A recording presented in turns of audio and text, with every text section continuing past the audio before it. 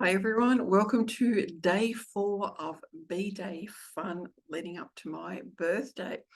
Today I want to talk about, just had to double check because I've got 12 of these to do. I'm actually going to talk about not trusting your intuition and how does that actually show up.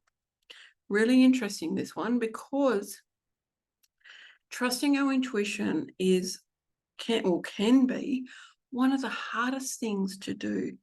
We get these intuitive hits and we're like, oh, is that really correct? Or is it just me making stuff up? What's going on? Do I really want to follow that? Yeah, it can be one of the hardest things to do. Now, for me, yes, I have worked with my intuition for so long that I do trust it. There are still times, though, that I don't get it right. I am open and honest about that because I want to encourage you to have fun, to play with your intuition, learn to trust it. And if something goes wrong, just have compassion for yourself. Not every decision that we make in life is the right one. And let it be. Just let it be. Now, how does not trusting your this has actually been really interesting for me to actually look at, because I wanted to, come up with different ways that I've seen it show up. The first one that I did was I put coaches and everyone else on a pedestal. So if I worked with someone, I put them on a pedestal. I thought they knew everything and that the advice they gave was perfect for my business. No, not everything that the coach, mentor, whoever it is, will be right for your business, because only you know what is right for your business. And then what I had to do was I actually had to learn how to tune in and see what my body and intuition and business was saying. I had to learn how to do that. I had to go, hang on, they don't know my business like I know it. They know it from the outside. So yeah, they can have some really good advice, but they don't know my business. They don't know me and what I've gone through and my beliefs and my patterns and everything else that can come into it. When I learned to trust my intuition, guess what happened? Beautiful, my beautiful business took off. Not fast. It took off in a way that supported me, because I've had challenges in my life. And if my business had done that, I wouldn't be here doing this. I wouldn't be talking to you today, because I would have gone back to a day job or something else. Now, there's nothing wrong with having nothing wrong, because some people love their jobs, and that I absolutely think is fantastic. For me, it's not the right thing to do. Now, another one of not trusting your intuition is doing all those beautiful courses and workshops and retreats and everything else that helps you learn how to tune into your intuition, use your other abilities.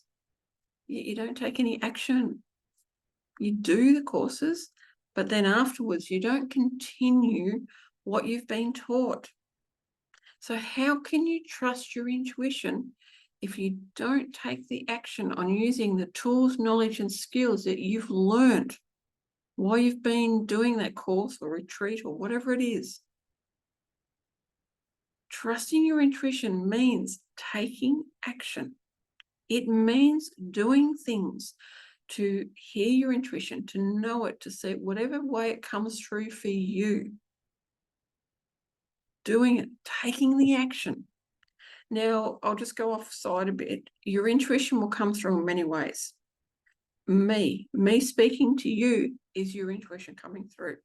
Reading a book, looking at tarot and oracle cards, listening to a meditation, watching a TV show or a movie, or talking to friends, listening to nature.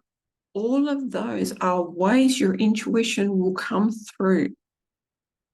And that is why I feel it's really important to learn how to recognize the signs, to recognize your intuition coming through and learning to trust it.